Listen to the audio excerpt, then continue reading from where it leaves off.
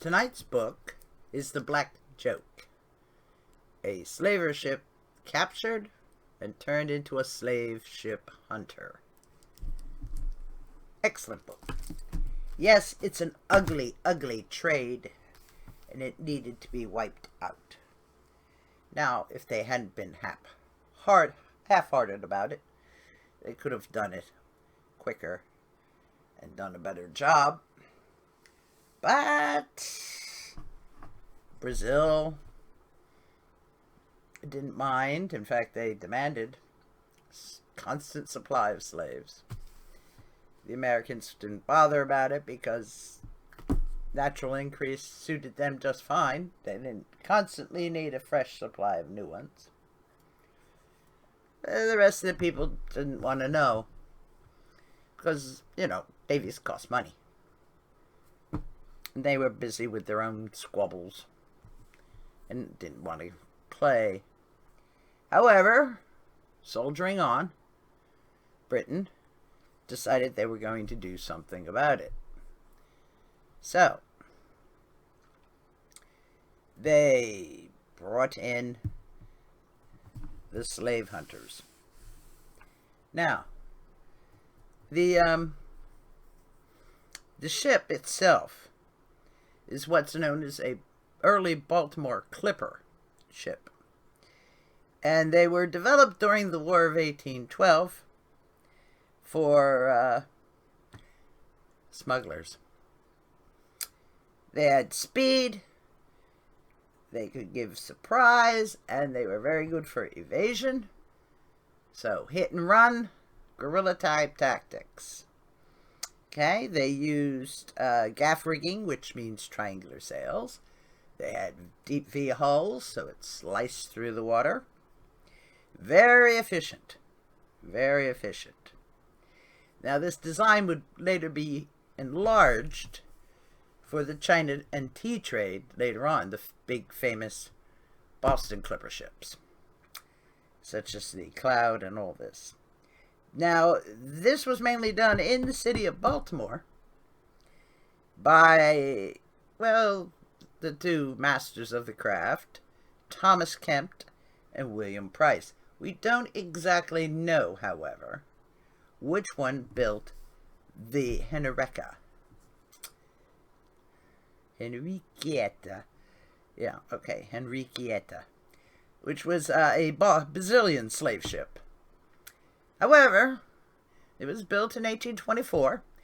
The Navy captured it in 1827, cleaned it up. Trust me, Lysol was needed. And they turned it into His Majesty's ship, the Black Joke, named after a lewd song of the same name. And they assigned her to the West African Squadron. And that is where this comes in. Learn all there is to know about it. Barely she got there, she got crewed up, everything was provisioned, and off she went, and bam! Got one. Now, the nice thing about these Boston Clippers is they look a lot like a slave ship. So you can get rather close to your enemy before they realize, oh dear. And she was a lot faster than anything else on the water. I mean, seriously faster. The Black Joke became the ship to fear in the southern Atlantic below the Equator. That was not the ship you wanted to see. In one instance, there was even told in here the story of one of the lower ships diligently chasing behind a slave ship, and who should cove into view over the horizon in front of the escaping slave ship, who was having no trouble eluding the Navy vessel behind him, but the Black Joke.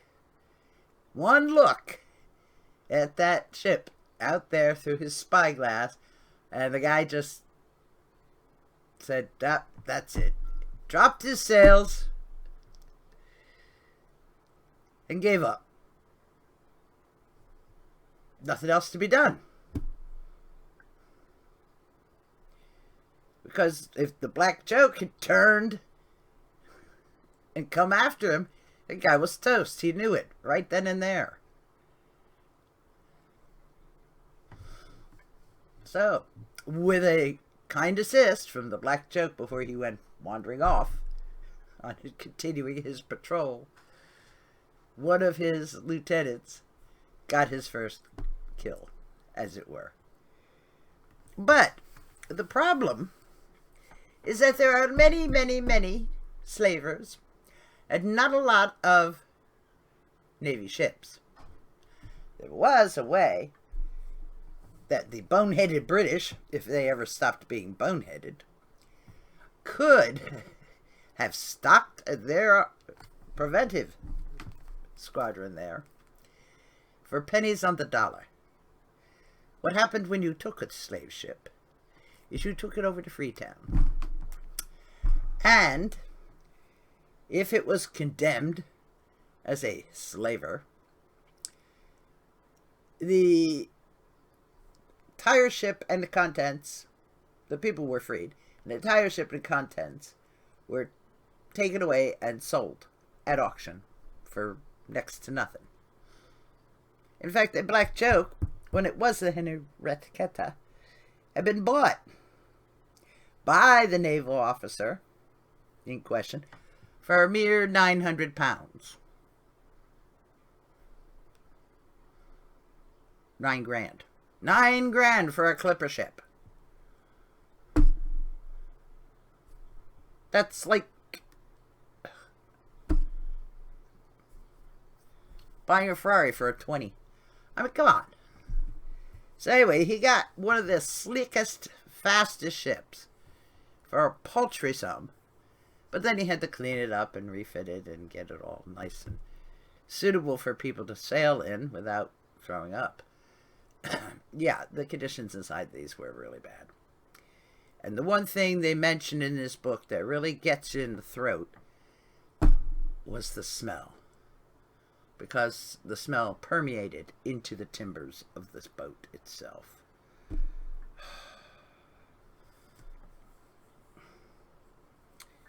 Black vomit, because they had yellow fever. Rotting flesh, the juices, and come on. Alright. Anyway. They were very unpleasant, and disease ran rampant, and when you got your prize, you had to sail it to Freetown, to the commission office, where they'll get to decide whether or not, yes, that's a slaver. And even sometimes mutinies happened.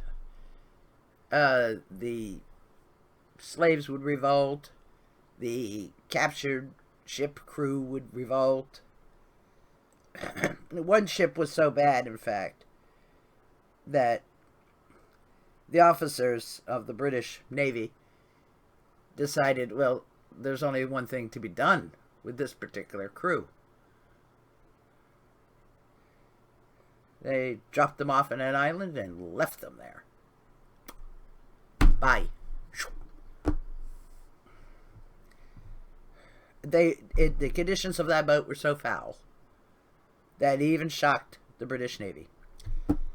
Not known for their tender-heartedness at that time. Brutal punishments of their own.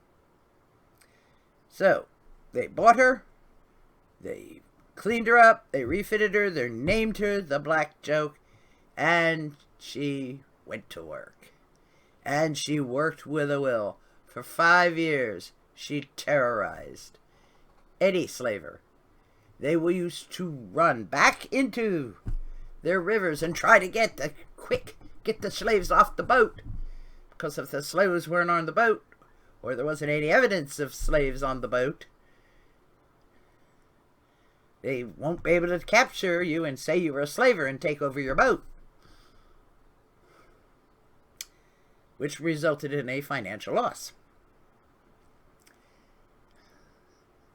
However, you had to be quick off the spot because these guys weren't slouches. They've been there a while and they know your tricks. You might fly a French flag, but that only works some of the time. But two can play at that false flag game too, so. Which is why she was so successful.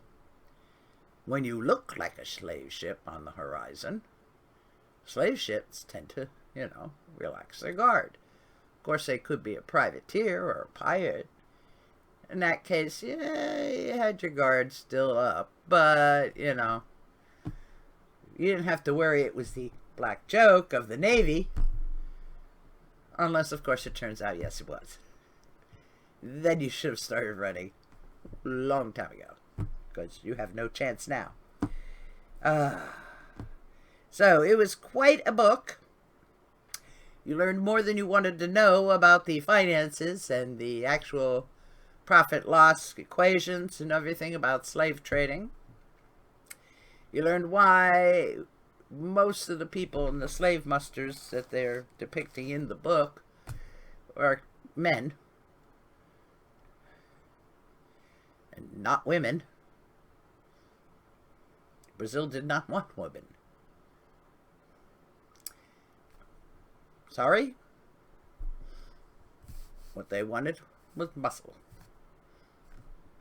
So, that's what they paid the big bucks for. That's what they got. But it seemed a very futile thing to the men working. Because nothing would stop the slaver from, buying his own ship back at auction. And then cleaning her up and giving her a new name. And before you know it, back he was in business again. They captured one ship 3 times under 3 different names. We've seen this one before. So if you don't really have the will to do the job, but they could have had every single ship they wanted. They could have gotten rid of the bad guys' ships, because building ships from scratch costs big bucks. And really put a dent in it, if not stopped it completely, years earlier.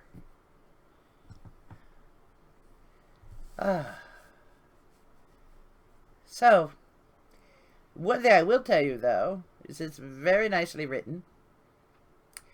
The tone is the correct one, because it's a loathsome business. And, furthermore, she writes great battle scenes. Really good. There is some speculation as to why certain people were jerks and other guys weren't. But racism's nothing new. But I will think that if you read this book, I got my copy from the library, so it's probably available in stores and online as well. But anywhere, The Black Joke. No good pictures of this particular boat exist, but I will include one of a Baltimore clipper, small size, and the larger size would have evolved into the China and tea trade clippers. So you get an idea of exactly how much they saw when they saw a ship on the horizon. Thank you for watching. I do highly recommend this book for anybody interested in this particular book, dealing with shipbuilding, the Admiralty and how they go about arranging things, or the slave trade. Thank you for watching. I hope this helps. Black History Month. Thank you for watching, and please do come again.